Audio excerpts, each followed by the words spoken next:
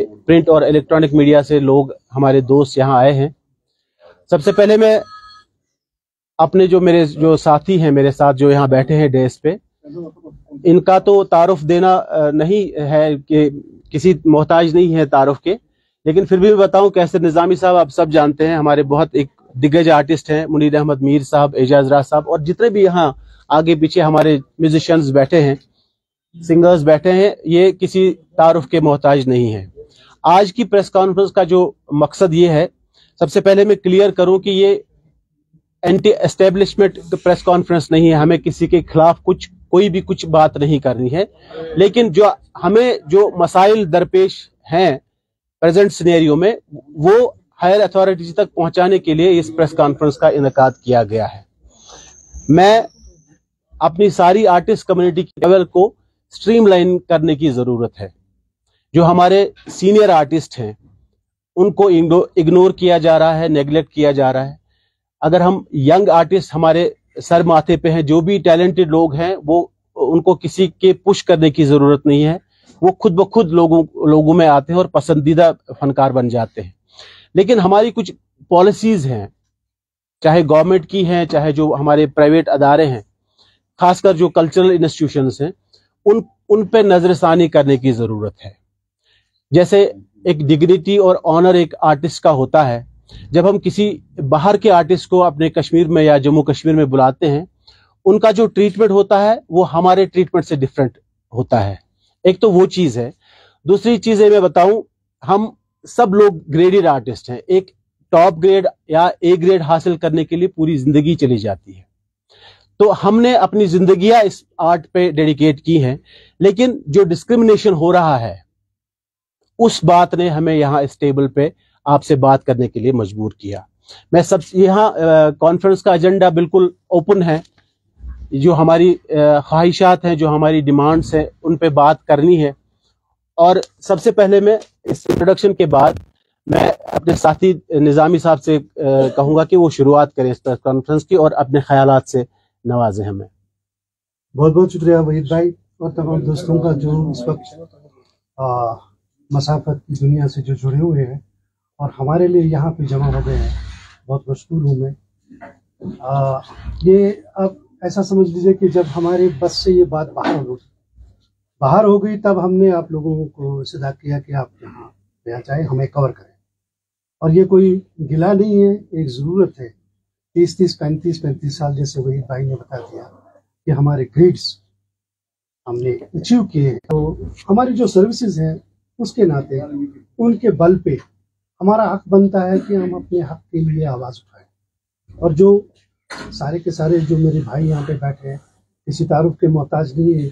आज 30 सालों से 35 सालों से आप सुनते आ रहे हैं, पूरी कश्मीर के लोग जानते हैं कि हम लोग कौन हैं, हमारी सर्विसेज क्या है। नामुनासिब हालात में है कि हम लोगों को ये कहना पड़ रहा है कि हम लोगों को निगलेक्ट किया जा रहा है। एक ग्रेडेड आर्टिस्ट को किसी चीज़ या कोई बात कहने की ज़रूरत नहीं पड़ती है, क्योंकि एक आइडेंटिटी होती है, उसकी एक पहचान बनी होती है।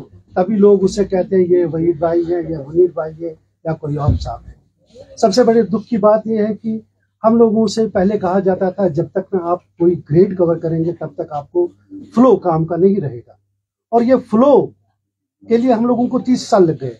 और जब ये आ गया तब अनग्रेडेड लोगों को, जो अभी इस दावा से कहता हूँ, क्योंकि इतने साल की एक्सपीरियंस के बाद मैं कह रहा हूँ आपसे, क्योंकि ये एक बात है कि मीडिया के सामने कह रहा हूँ, वो हमसे अच्छे नहीं है। जितने भी टूरिज्म यहाँ लाता है या कोई और जो इदारा है उनको मदऊ करता है, यहाँ पे लोगों की तफरीह के लिए लाते हैं, वो हमसे अच्छे नहीं है, क्योंकि हमने अपना लोहा बाकी है। इंशाल्लाह मुझे पूरा यकीन है कि आप लोग इस पर नजरसानी करेंगे। दूसरी बात है, जो हमारे कल्चरल इंस्टीट्यूशंस हैं, उनको स्ट्रीमलाइन करने की बहुत ज्यादा जरूरत है। जैसे कैसर भाई ने कहा कि जो हमसे कम ग्रेड के आर्टिस्ट बाहर से जो आते हैं, कल्चरल एक्सचेंज बहुत जरूरी है। हमें भी बाहर की रियासत, लेकिन यंग टैलेंट के साथ साथ हमें ये भी देखना है, हमारी गवर्नमेंट को ये भी देखना है, जो लोग 30 साल से कंट्रीब्यूट कर रहे हैं, अभी भी फील्ड में है, अभी भी इस हालत में है कि वो बहुत बेहतर परफॉर्म कर सकें। जितने भी इवेंट्स होते हैं, मेजर इवेंट्स, यहाँ के लेजेंडरी आर्टिस्ट को इग्नोर किया जाता है, चाहे वो सूफियाना हो, चाहे वो हमारा फोक म्यूजिक हो, चाहे हमारा इंडियन क्लासिकल या कश्मीरी लाइट म्यूजिक हो। यहाँ के लीजेंडरी आर्टिस्ट को साथ लेना बहुत जरूरी है, क्योंकि हमारे भी बच्चे हैं, हमारे भी घर बार है, क्योंकि हमें कोई नौकरी नहीं है, हम कोई और बिजनेस नहीं करते हैं। हमने फुल टाइम अपना जो पूरी जिंदगी इस आर्ट को दी है। हमारे भी अखराजात हैं, हमारे भी बच्चों की एजुकेशन है, हमारे भी बूढ़े माँ बाप है जिनको दवाइयों की जरूरत है। हम कैसे चले, हम किस दरवाजे को फिर खटखटाएं? अगर ये गवर्नमेंट, ये जो at the helm of affairs जो ऑफिसर्स हैं, चाहे कल्चर डिपार्टमेंट में है या टूरिज्म डिपार्टमेंट में, जो भी कल्चरल इवेंट्स करते हैं, मोस्टली यही दो डिपार्टमेंट करते हैं।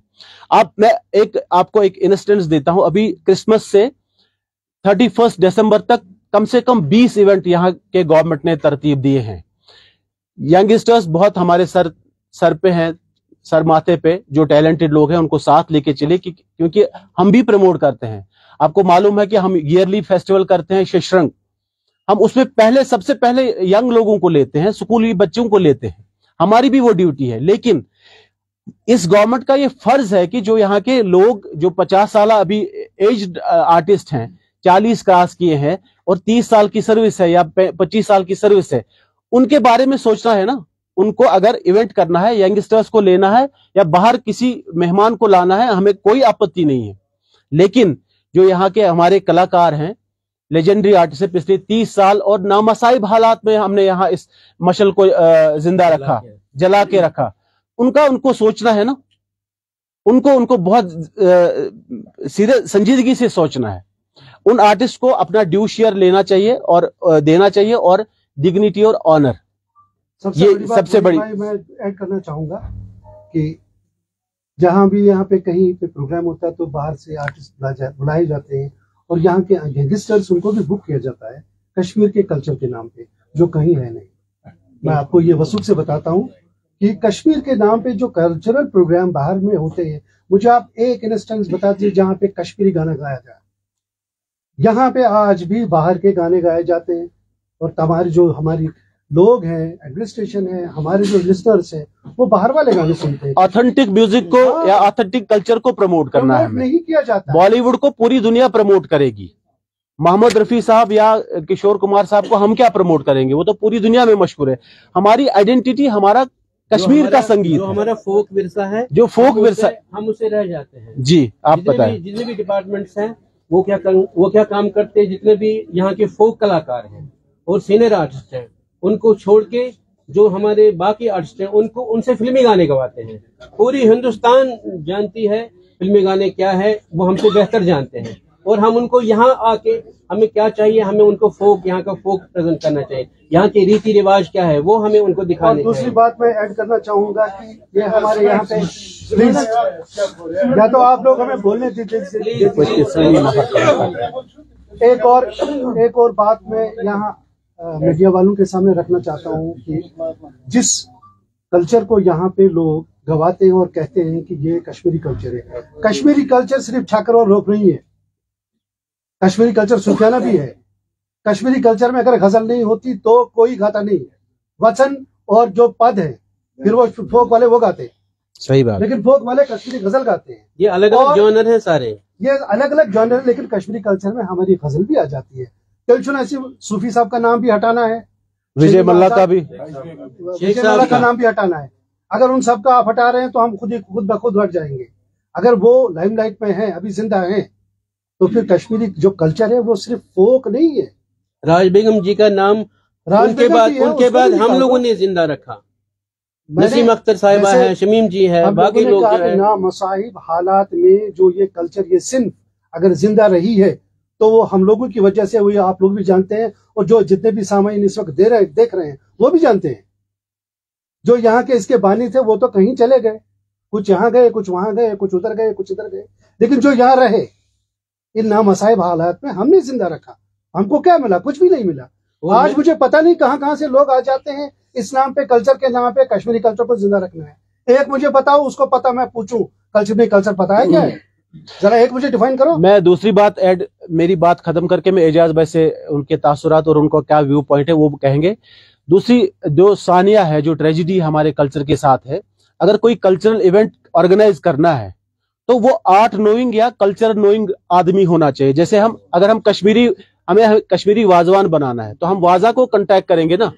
अगर हमें कंस्ट्रक्शन करना है तो हम किसी आर्किटेक्ट या किसी मेसन को कांटेक्ट करेंगे ना। इसीलिए अगर हमें कल्चरल इवेंट करना है, बाहर की दुनिया को कल्चर दिखाना है, तो उस आदमी को कल्चर का पता होना चाहिए। यहाँ ये ट्रेजेडी है, जिस आदमी को न कल्चर से लेन देन है, वो कोई और काम करता है, न उसको पता है कैसर निजामी कौन है, विजय मल्ला कौन था, गुलाम हसन सूफी कौन थे, गुलजार अहमद गनाई कौन है, रशीद हाफिज साहब, वो हमें कांटेक्ट करता है। या कशीर पश्चिमा या चिगमस द्राल्स, यहाँ ब्रोकर्स पड़े हैं इस कल्चर को बढ़ाने के लिए।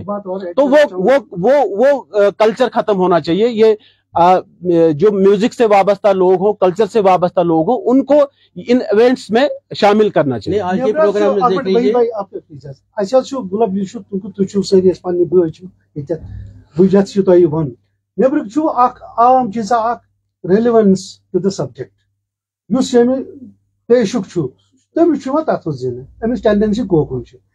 सारी अफसर बद जोक बिल्कुल म्यूजिक कह वास्ते सह मे अप्रोच कर पे हार्शली कर कत मे सस मेन सर्विस पता ना मोन स्टेटस पता ना मोन पता ग्रेड क्या तमिस कित तमिस बिचारिस खता चूंकि सह ना अमि सब्जेक्ट कल्चरल हेड्स हम गवर्नमेंट से रिक्वेस्ट करते हैं, हम गवर्नमेंट से हम उनकी मतलब खिलाफ क्या मतलब अगर कहाँ फॉर एग्जाम्पल सह फाइनेंस उसको फाइनेंस में रख दो यार।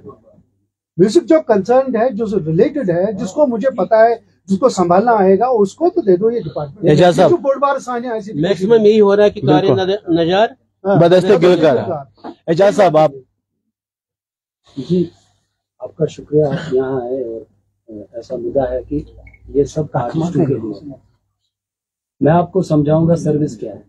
सर्विस है, मैं बचपन से इसी फील्ड में, आपने देखा होगा मैं टीवी से स्टार्ट किया, रेडियो से स्टार्ट किया, फिर बॉलीवुड में भी काम किया। अगर हमें वो अपनाते नहीं शायद आज भूखे मरते।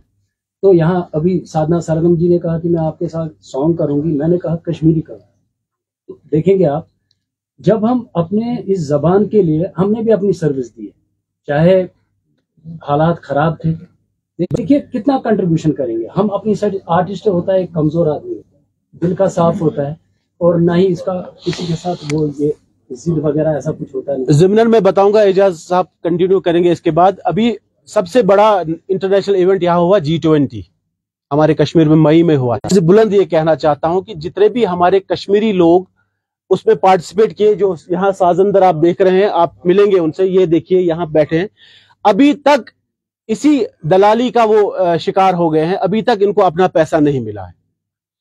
1 महीना काम करा के 4,000 रुपए, 6,000 रुपए, 3,000 रुपए इनके अकाउंट में डाले गए हैं। और इस बात का हमने पूरा LG सरकार के जितने भी कॉर्नर्स हैं और सेंट्रल गवर्नमेंट के जितने भी हायर अप्स हैं उनको लिखा, लेकिन कोई टस से मस नहीं हुआ कि ये बेचारे जिनका यही ओढ़ना बिछोना है, 1 महीना आए, प्रैक्टिस की, नया एक आइटम दिया और वहां सब लोग उसको उन्होंने पसंद किया, जो फॉरेन डेलीगेट्स थे। लेकिन इनको अभी तक जो जिस आदमी ने पैसे खाए हैं उसको कोई अभी पूछता भी नहीं है इनके पैसे क्यों नहीं दे रहे हो आप, जबकि उसने बहुत पहले पैसे लिए हैं भारत सरकार से। वही सर, क्या आप महसूस कर रहे हैं हमारा सूफीज्म वगैरह जो है वो खत्म होता जा रहा है? क्योंकि आप लोगों की एक पहचान है, वादी कश्मीर के जितने भी लोग हैं, कोई नहीं होगा यहाँ पे ऐसा बंदा जो आप लोगों को नहीं जानता है। और आपका ये भी कहना है कि इसमें कुछ दलाल खड़े हो गए हैं, वजाहत करेंगे आपके? मैंने एजेंडा दिया है, हम क्वेश्चन आंसर्स के लिए 2 मिनट बाद बात करेंगे, उसमें सारे क्वेश्चंस हम ले लेंगे, ठीक है? मैं सिर्फ एजेंडा यहाँ पढ़ूंगा, हमारा एजेंडा क्या है इस प्रेस कॉन्फ्रेंस का, उसके बाद क्वेश्चन आंसर सेशन चलेगा, ठीक है ना? और दूसरी बात, एक बात, एजेंडा हमारा जो है प्रेस कॉन्फ्रेंस का, empowering Kashmiri musicians and performing artist, इनको अपना हक दिया जाए, इनको एम्पावर किया जाए, ये इसका मेन टाइटल है। और revival and promotion of culture in its true and original form. जो कश्मीरियत है उसको प्रमोट करिए ना, जो नहीं है उसको प्रमोट नहीं करना है, ठीक है? Dignity, honour and livelihood of the senior artist जो यहाँ कश्मीर से हैं। तीसरा पॉइंट है यूटिलाइजेशन ऑफ गवर्नमेंट फंड्स। ये फंड्स जितने भी आते हैं हमारे कल्चर इंस्टीट्यूशन में, इनका ड्यू शेयर जो यहाँ के हकदार आर्टिस्ट हैं उनको सबको मिलना चाहिए, एक तबके को नहीं मिलना चाहिए, और ये जो ठेकेदार है इनको तो बिल्कुल नहीं मिलना चाहिए। अच्छा, government policies for experienced artist, जो सीनियर आर्टिस्ट हैं, गवर्नमेंट क्या सोचती है उनके बारे में, वो कैसे जिंदा रहेंगे, वो कैसे सर्वाइव करेंगे अपनी जिंदगी, कैसे बसर करेंगे, गवर्नमेंट को इस पे सोचना है। और इंक्लूजन ऑफ लोकल आर्टिस्ट, जितने भी बड़े इवेंट्स होते हैं, जो यहाँ के कदावर आर्टिस्ट हैं, जो लेजेंडरी आर्टिस्ट है, चाहे सूफियाना में है, चाहे फोक में है, चाहे लाइट क्लासिकल में है, चाहे डांसर्स हैं, सब आर्ट फॉर्म के लेजेंडरी आर्टिस्ट को शामिल करना है। उनको गवर्नमेंट इग्नोर नहीं कर सकती है, ठीक है। और department of tourism and culture, खासकर टूरिज्म को ये बात सोचनी है, जितने भी इवेंट्स हम यहाँ कल्चर से ज्यादा इवेंट्स टूरिज्म डिपार्टमेंट करता है, लेकिन यहाँ के जितने भी सीनियर आर्टिस्ट हैं, जितने भी लेजेंडरी आर्टिस्ट हैं, उनको इग्नोर किया जाता है। और जो वो ठेकेदार है और ये इवेंट जो मैनेजमेंट है, ये भी कल्चर नोइंग लोगों से कराना चाहिए, ठीक है। और एक और पॉइंट है इसमें, रिकॉग्निशन एंड प्रोफेशनलिज्म, वही होता है कि जो जानकार लोग हैं उन्हीं के हाथ में ये कल्चर की बागडोर आनी चाहिए। 8वां पॉइंट है balancing cultural exchange and local talent. अगर बाहर आप किसी को बुलाते हैं तो यहां भी उसी टक्कर का आर्टिस्ट उसके साथ आप डालिए, न कि आप हमारे कल्चर की बेइज्जती करेंगे। जिस बच्चे को कुछ आता भी नहीं है, आप हिंदुस्तान के या दुनिया के किसी बड़े आर्टिस्ट के साथ उसको स्टेज शेयर कराते हैं। नहीं, आप देखिए जो बड़े लोग हैं जिन्होंने पूरी दुनिया में नाम कमाया है, उनको कॉन्फिडेंस लेना बहुत जरूरी है और उनको उनके साथ स्टेज शेयर करना बहुत जरूरी है, क्योंकि जब वो आर्टिस्ट यहां से जाएगा उसको भी पता चलेगा कि यहाँ कितने अच्छे आर्टिस्ट हैं। नहीं तो अगर आप उनको बेसुरा और बेतला आर्टिस्ट स्टेज पे देंगे तो वो कह रहे हैं कि यार ये चुने की है, ये चुथौटी ना, ठीक है। और सबसे बड़ा पॉइंट है जो G20 का जो हमारे साथ सानिया हुआ है, जहां जो हमारी सारी बिरादरी यहाँ बैठी है, उस पे गवर्नमेंट को कुछ डिसीजन लेना चाहिए। नहीं तो ये बहुत मुश्किल है कि जो काम हमने 1 महीना किया उसका पैसा नहीं मिला है लोगों को।